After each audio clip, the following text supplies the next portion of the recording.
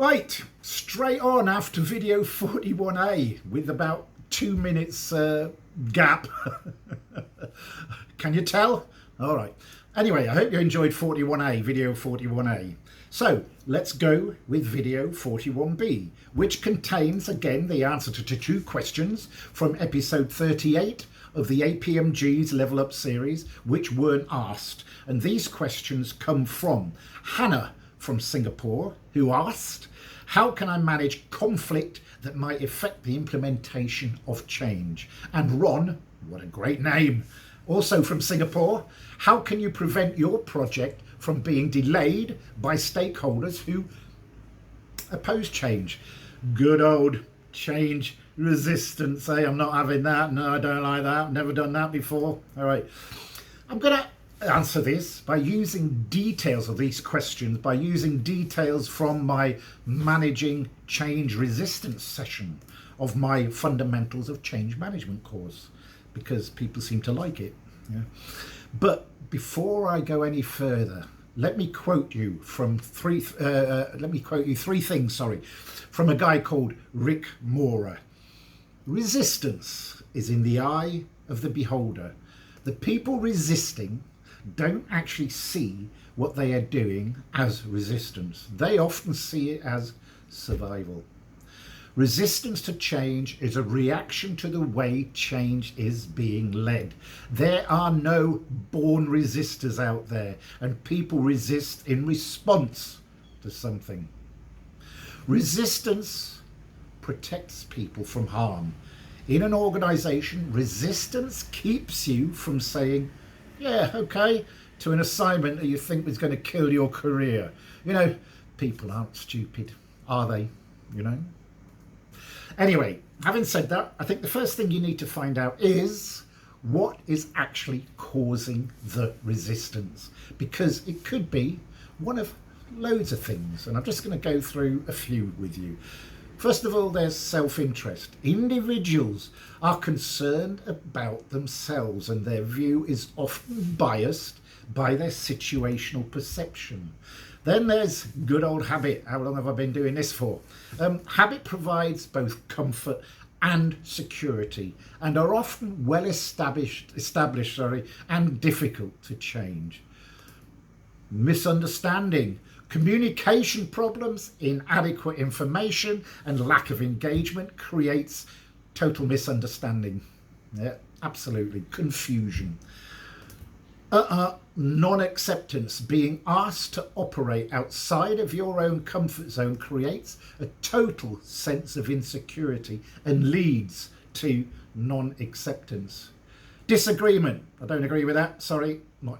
Disagreement over the need to change, over the advantages and disadvantages, are always problematical. Loss. And this is a big one, and I'm going to go into a bit more detail about this later. If change, which is perceived as affecting pay or other rewards, patterns of working and levels of responsibility, it's going to create a problem. Resistance. Fear. Yeah.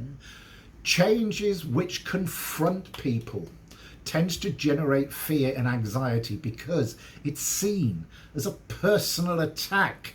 Yeah, not just as a major change. And then there's good old peer pressure. If your change effort threatens social bonds, team members may resist the change effort. As I said, just to take the issue of loss a little bit further, these are the types of loss, that people can suffer during change. First of all, and I think I sort of kind of alluded to this a minute ago, loss of identity and status. When people operate in an essentially stable system, they gain an identity and self-identity based on what they do, which contribute to their organizational identity.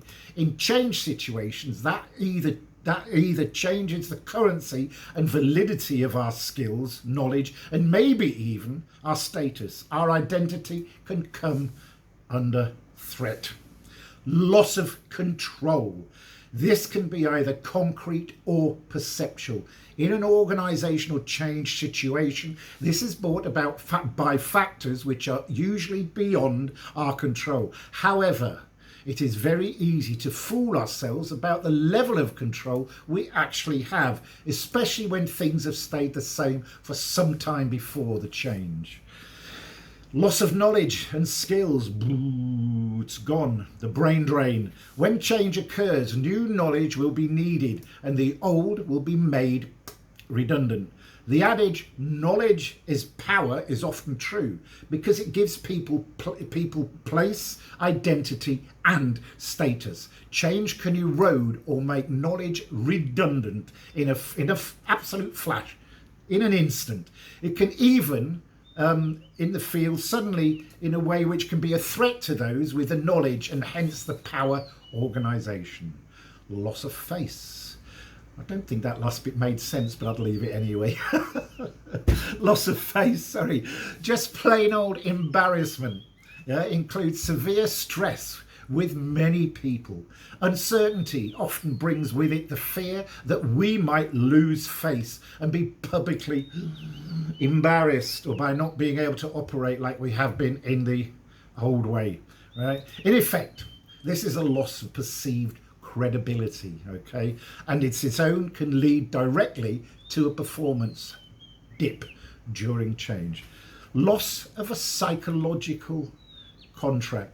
The hardest loss to navigate for many is a loss of a psychological contract with our work, which is largely made up of sets of expectations over a period of time. They are informal and often unconscious expectations, which is why a change is the source of so much stress for most people for a while until the new psychological contract is actually understood. And loss of networks and colleagues. Change often involves restructuring and disruptions to our networks, which are conduits through which we get most of our work done and are enablers for workflow. The better the relationship, the easier it is to get things done and agreed. But if these disappear, our networks getting disrupted, and there could well be a period of direct grief. Direct grief. But these are not necessarily the primary reason why changes fail. The real problem why changes fail is that leaders plan and create major changes in ways that create disinterest, apathy and antagonism. It's the way they do it. The better we are at seeing what causes resistance, the easier it will be to build support for our ideas. In other words, if we understand resistance, we also understand the flip side of that coin, support for change. So, what do you do about it? What are the things that will help you reduce the resistance to change that you are getting during your change initiative? Again, there's a few and I'll skip through them. All right. First of all, you need to align your vision. Address the beliefs, principles and approaches to a vision to ensure a full alignment to the desired outcome of the change. Consult widely. Have widely based consultations with impacted employees at the earliest possible opportunity. Ensure understanding. Make sure that people understand what the objectives of the change are and what positive contribution they can actually make through their involvement. And talking about involvement, active involvement. Get active involvement from impacted stakeholders to ensure commitment and buy-in to the new ways of working. Role changes. Get managers to evolve from their normal roles throughout the change process toward one of support and leadership rather than direct micromanagement. Creating awareness, another important one. Develop awareness, the A of ADKAR, about what the change involves to increase the effectiveness of the impacted stakeholders.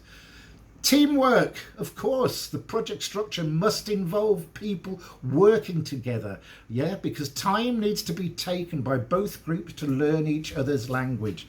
There's the project team, or tech speak, there's the change team, or business speak. Somewhere in the middle, you have to learn what it all means. Build knowledge. Managers need to develop sufficient knowledge of the new ways of working to give the necessary support. Right, once again, I could go on forever and a day, but again, that's me done. So I'm going to say see you again sometime, and I hope you enjoyed videos 41 and 41A, sorry, and 41B. Cheers.